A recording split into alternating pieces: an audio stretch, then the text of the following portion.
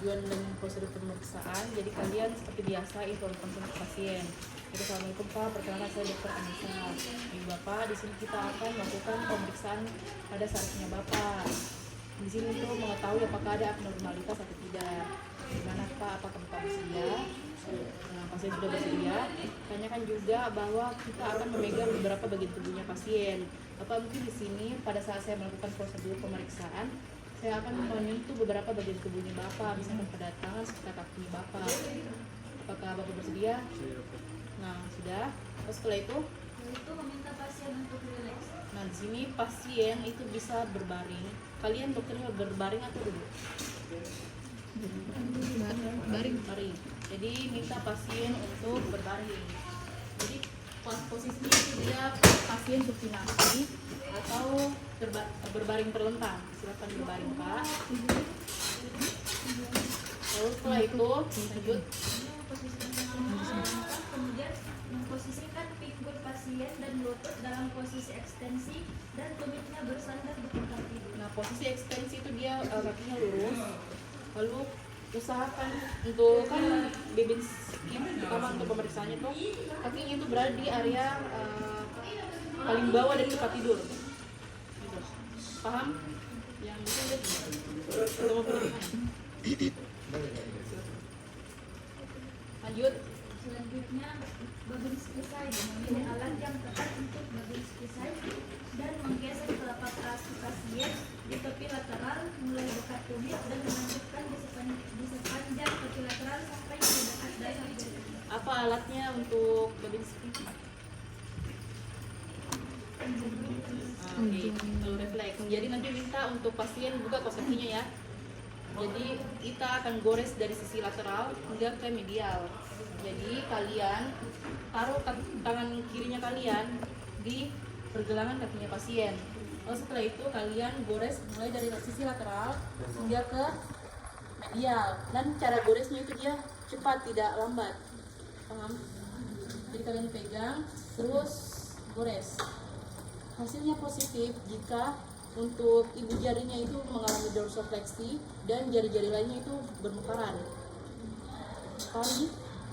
Jadi dorsofleksi kan gini awalnya kakinya toh, dorsofleksi terus kaki jari-jari lainnya bermekaran. Itu menandakan adanya meningitis. Paham?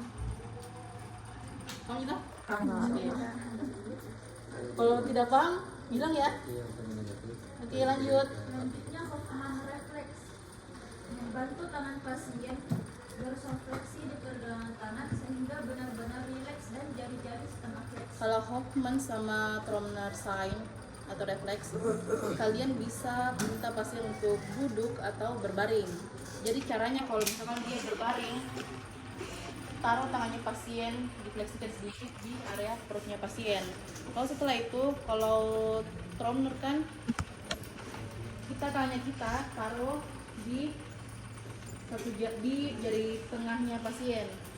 Hoffman dia diketuk pada area tubuhnya. Kalau Tromner dia diketuk pada area apa namanya? Telapak tangannya yang pada area jari-jarinya. Paham? Jadi kalian taruh tangannya kalian. Terus setelah itu biarkan sedikit menggantung, kasih relax. Setelah itu kalau Tromner, Hoffman, kalian ketuk pada area jarinya. Dan untuk positifnya apabila kan begini, dia agak sedikit menjengkam, gitu. Berarti ada tanda patologi. Paham? Iya, ada kelainan patologi lah. Pokoknya dia kan begini, kalau kalian ketuk, dia agak mencekram begini. Normalnya dia tidak mencekram Ya. Terus kalau Tromner, kan kalian kesini lagi, kalian kesini, terus ketuk, kasih rileks tangannya pasien, terus ketuk di area bawahnya.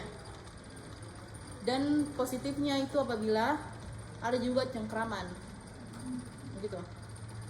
Dan kalau dokterku bilang ya, kalau misalnya dia bilateral itu dia positif bilateral, dia normal. Jadi nanti disesuaikan dengan dokternya kalian bagaimana. Itu normal kalau positif bilateral kedua tangannya. Jadi setelah tangan satunya, tangan kanan, kalian juga cek di tangan kirinya pasien untuk Hoffman sama Trauner. Oke, paham? Paham, Ji? Oke, lanjut. Selanjutnya Kernig sign. Memfleksikan tungkai atas pasien dengan sudut yang tepat 90 derajat dan kemudian mencoba untuk mengekstensikan tungkai bawah pada pasien. Oke, jadi untuk Kernig sign itu kalian tungkai bawahnya pasien kalian pada area sisi pinggul kalian 90 derajat. Ini 90 derajat. Lalu ini kurang lebih posisinya itu nanti 135 derajat. Jadi nanti kalian kan dari awal begini ya. Kalian kasih naik sampai 35 derajat, 135 derajat dan lihat ekspresi wajahnya pasien. Kalau misalkan dia tidak kesakitan di sampai 135 derajat, berarti itu normal atau negatif. Tapi kalau misalnya dia sebelum 135 derajat ada ekspresinya kesakitan atau dia mengeluh kesakitan, berarti itu dia positif patologis. Paham? Oke, lanjut.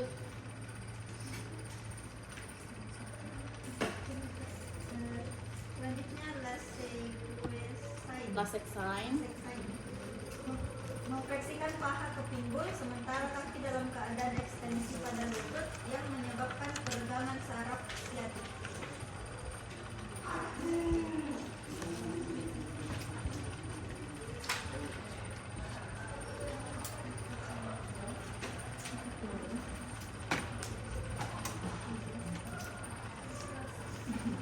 Nah, kalau lasek sign, jadi kalian untuk di area patella kalian kasih lurus. Dia mirip nih sama yang sebelumnya tadi, Kernig sign. Jadi kalian pegang pada area patellanya atau pada area lututnya, lalu kalian naikkan kakinya pasien sampai, kalau orang dewasa itu sampai 70 derajat dan untuk usia lanjut itu 60 derajat. Jadi kalian kasih naik sampai 70 derajat. Kalau misalnya pasien ada kesakitan sebelum dari 70 derajat, berarti dia positif. Dan biasanya itu pada orang yang low back pain, kalian tahu, nyeri pada sini. Terus adanya masalah di nervus ischiadicus. Ada asisten anak. Nervus ischiadicus dari panggul ke bawah kan? Oke. Ada masalah dari itu. Paham? Oke, lanjut. Selanjutnya pemeriksaan saraf kranial 1. Oke, tunggu. Kursi deh. Berdiri. Ini duduk.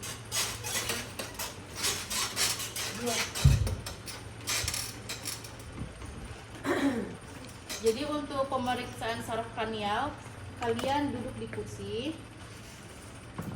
Bisa duduk di kursi face to face berhadapan dengan pasien.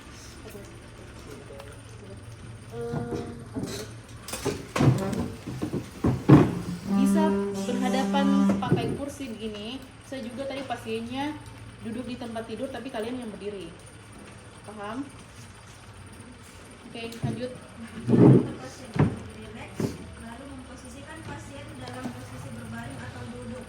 Selanjutnya minta pasien untuk menutup mata. Oke. Dan memberi stimulan yang bersifat non-kualitatif seperti tembakau, kopi satu persatu berbagi. Jadi nanti kalian ada zat tapi pasien tidak tahu apa ini. Dan kalian minta pasien untuk tutup mata. Bapak bisa tutup matanya. Lalu setelah itu kalian minta pasien untuk hirup. Bisa dihirup, Pak. Bawa apa, Pak? Dan bunyi. Ada kok. Kalau ini tutup mata. Oke. Jadi minta pasien untuk menyebutkan juga apa jenisnya. hirup kayak dia Jarang. Jadi biasanya itu yang dipakai tuh paling sering kopi, terus cuka sama teh. Itu yang paling sering dipakai. Gitu. Paham? Paham Kak. Oke, lanjut.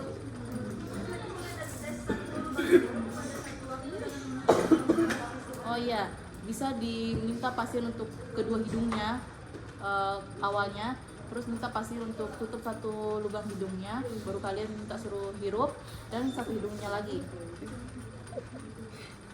Paham? Paham Kak. Lanjut. Ini laporan hasil pemeriksaan. Terus pemeriksaan selanjutnya, pemeriksaan saraf kranial 3.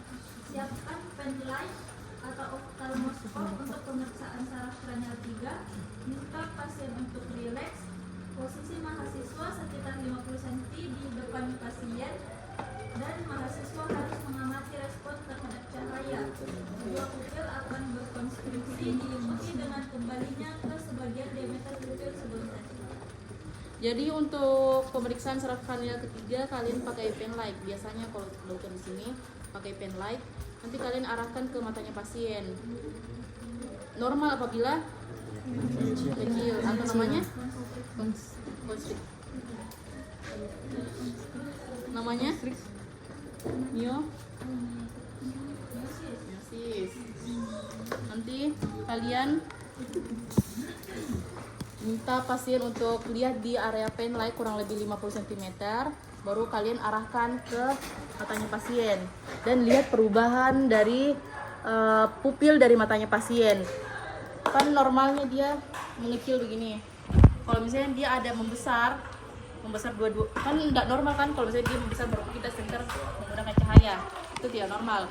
Terus kalau misalkan juga ada kalian dapat hasilnya kalau misalnya satu mengecil satu membesar, itu juga paparkan. Paham? Paham Kak. Oke, lanjut. Selanjutnya pemeriksaan saraf kranial 4 dan 6.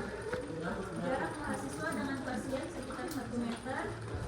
Kemudian minta pasien dalam posisi rileks. Kemudian minta pasien untuk mengikuti jari tangan dengan mata mereka tanpa menggerakkan kepala. Oke, jadi kalian untuk saraf kranial ke-6 sampai ke-4 sampai ke-6, jadi kalian nanti pakai pen light lagi, tapi kalian gerakan. Jadi minta pasien untuk ikuti arahnya, tapi untuk posisi kepalanya itu dia tidak berubah. Bisa dari atas ke bawah, terus oblik gitu. Lalu setelah itu nanti kalian lihat juga dari matanya pasien. Kan biasanya kalau nistagmus, kalian tahu jenis nistagmus? Ya, dia bergerak cepat. Terus kalian lihat juga kalau misalkan dia matanya tertinggal, misalnya satu ke depan, satu ke samping, gitu. Paham? Oke, lanjut. Pemeriksaan saraf kranial 5. Memilih instrumen yang tepat, kemudian pasien dalam posisi rileks, meminta pasien untuk menutup mata, selanjutnya menyentuh wajah dengan jari sesuai dengan tiga dermata trigeminal. Yaitu oftalmikus, maxillaris, dan mandibuloris. Selanjutnya membandingkan sisi wajah yang satu dan yang lain. Masing-masing dermatom harus dirangsang dengan benda tajam atau tumpul.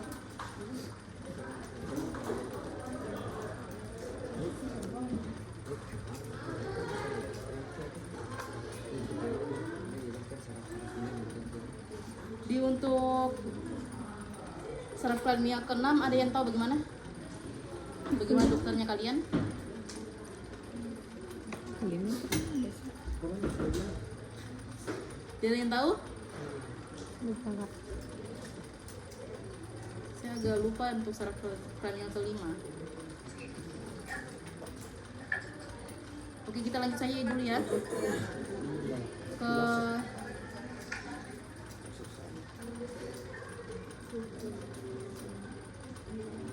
lanjut ke 7 dek. Pemeriksaan saraf kranial 7.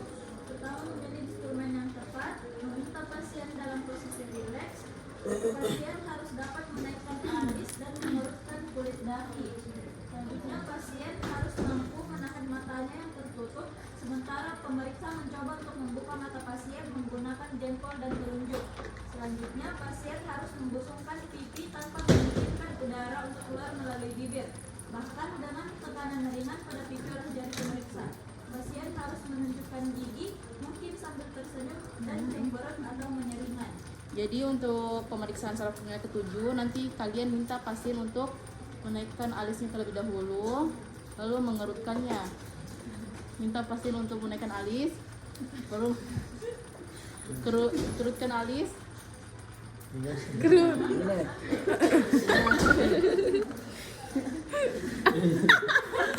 seperti itu.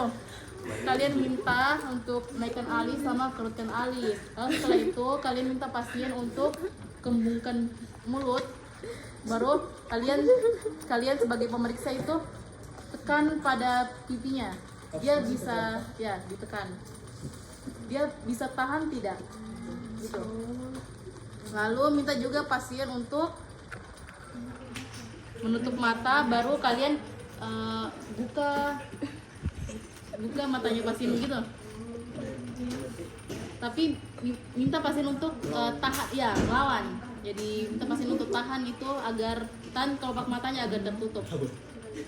Paham? Paham gitu? Boleh dilanjut? Oke. Bagaimana? Pasien diminta untuk mengeluarkan lidah. Pemeriksa memberitahukan bahwa dia akan menempatkan sesuatu di lidah untuk mengidentifikasi pasien. Masih yang itu bisa Kalau yang ini untuk perasanya. Jadi kalian bisa kasih garam kah atau gula. Dia bisa rasa tidak? Gitu. Jadi minta pasien untuk keluarkan lidahnya. Terus kasihkan garam, tapi dia tidak tahu. Kasihkan garam, baru dia rasa asin enggak? Gitu. Garam kah, gula, dan kopi bisa. Paham? Bisa betulan. Oke, lanjut. Tahu? Ya. Dipakai tangannya kita Kalau ada sendok, pakai sendok. Yang penting steril lah.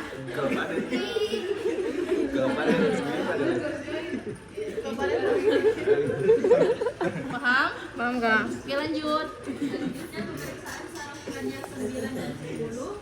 Pertama, memilih volume yang tepat, kemudian pasien dalam posisi rileks. Kemudian pemeriksa meminta pasien untuk membuka mulut. Setelah itu pemeriksa akan merangsang sisi langit-langit tenggorokan dengan alat yang bersih seperti depresor lidah atau lem.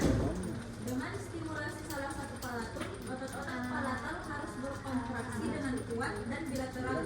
Respon harus dinilai bilateral untuk perbandingan. Nah, sini nanti kalian ambil sepatel lidah, minta pasien untuk buka mulut, baru gores pada area langit-langitnya, palatumnya. Kalau biasanya tuh ada refleks pasien ingin muntah, biasanya, atau pasien geli jika digores pada area langit-langitnya, gitu. Paham? Oke. Atau ada hal lain yang beda dari dokternya kalian? Jujur juga. Spatem ada itu yang kita pasti Hah? suka. Berarti sarafnya itu berfungsi, gitu. Mau ditahu dia berfungsi atau tidak? Kalau misalnya dia mati rasa, berarti sarafnya tidak berfungsi gitu. Ya ada abnormal. Tapi kalau dia tidak merasa apa-apa, abnormal. Oke, lanjut. Selanjutnya meminta pasien mengucapkan A sepanjang mungkin. Ini menyebabkan lidah mendatar sehingga terlihat palatum mulai naik simetris dengan pula bergerak ke atas sepanjang garis. Oke, jadi nanti ini kalian minta pasien untuk bilang A, kan ada ovula kan? Itu nanti nampak dan sisi area palatumnya, apa sih namanya? Iya, palatumnya dia akan mendatar, gitu. Oke, di atas. Iya. Pokoknya dia akan angkat sama ada ovulanya. Coba kan as sana. Salah ya?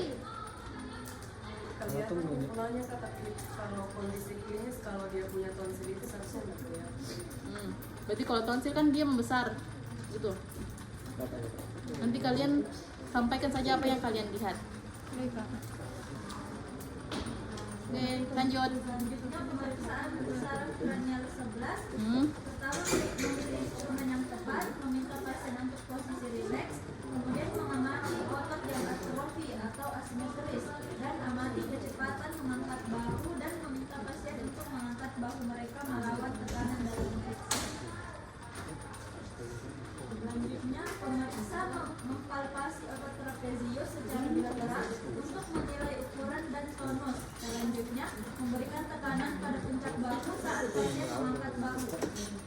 selanjutnya untuk saraf radial ke-11. Jadi kalian minta pasien untuk relax, duduk, relax.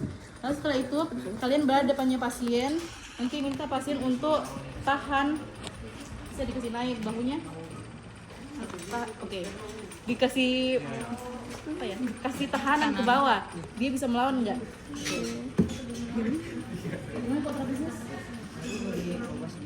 Oke. Kalau di area trapezius kan di area belakang. Kalian palpasi.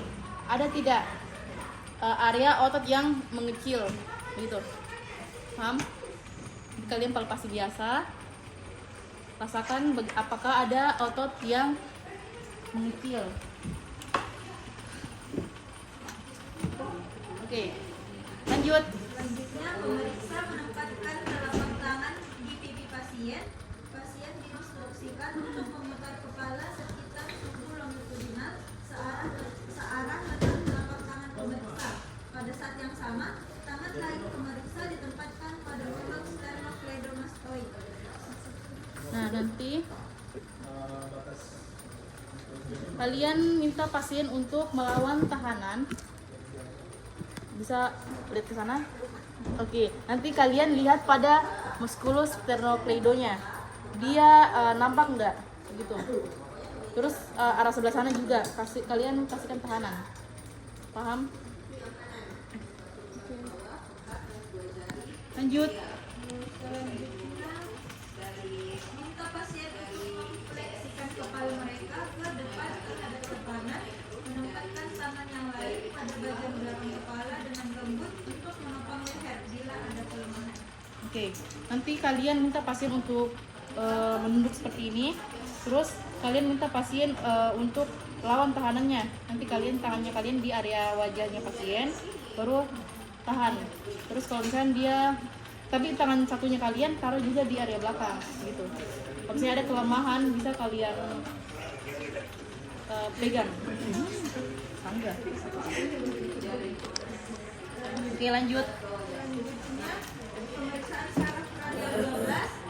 Pertama, jelaskan tujuan dan prosedur, kemudian memilih instrumen yang tepat, selanjutnya pasien pada posisi rileks, lalu pasien diminta untuk menjulurkan lidah lurus keluar, lidah diletakkan pada posisi yang memungkinkan pemeriksa memeriksa secara visual deviasi yang normal atau tidak, tidak gerakan-gerakan abnormal seperti fasciculasi.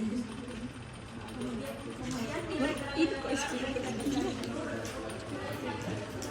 Oke, jadi nanti kalian minta pasien untuk menjulurkan lidah.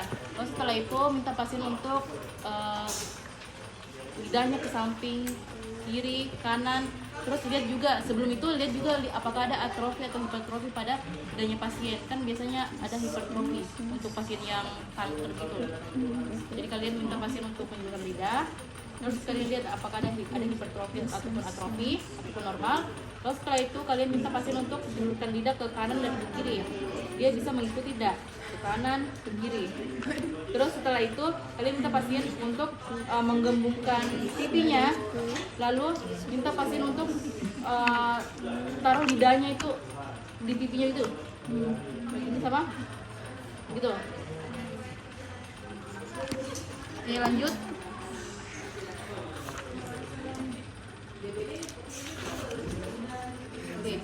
Selain dari itu kalian juga bisa ambil spatel, terus taruh di spatel lidah, minta pasien untuk lawan dari spatel itu. Tidak muntah itu, kan cuma menjulurkan lidah, terus dilawan spatel lidahnya. Gimana, Mbak?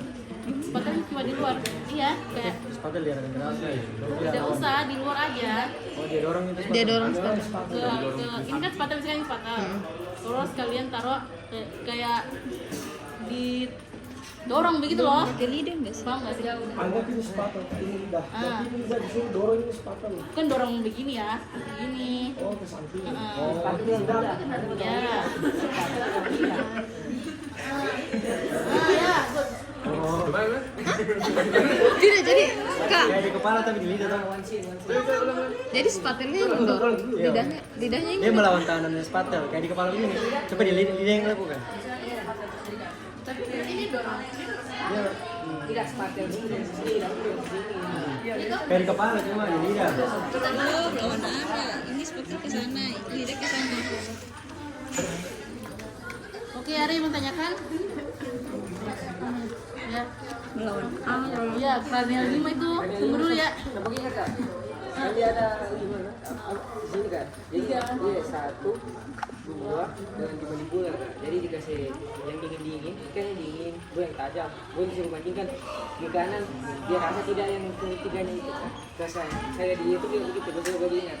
Buku yang dia saraf ini kak, jadi semua kata-kata bukan gini kak, gue disuruhnya kontraksi tidak masih tadinya. Kita tuh pakai jarum kak, pakai jarum yang di sini. Iya jarum. Kalian semua. Sepertinya begitu. Jadi kalian ikut saja itu ya. Iya. Yang keberapa nih? Misalkan kalian ambil yang jarumnya. Oh, yang kelima. Gue itu khususnya kata gue. Nah, pokoknya kalian Eko satu nih. Iya. Nah, kalian lihat. Menghadap kemari lah, menghadap kemari lah. Menghadap kemari lah, Andi. Kan pasien selalu sebelah kanan. Iya, capek. Kan dapat memilih instrumen yang tepat untuk mengasah penerima. Baik di sini saya akan menggunakan pagu refleks, di mana saya akan menggunakan bagian jarumnya, juga saya akan menggunakan sedikit kapas, dan juga saya akan menggunakan gagang dari pagu refleks untuk sebagai yang dinginnya, karena dingin. Dan saya akan meminta pasien dalam posisi rileks, lalu untuk pasien bisa tutup matanya. Mana dia?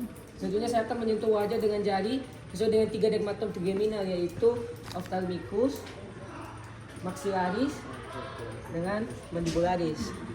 Nah, jadi 3 titik. Itu matamu. Selanjutnya membandingkan sisi wajah dan satu yang lain, masing-masing dermatom harus dirangsang dengan benda tajam dan benda tumpul. Terus waktu itu tutup matanya. Boleh pakai skendok. Apa? Sebenarnya kok dengan serius ini. Kayak begini aja nih begini.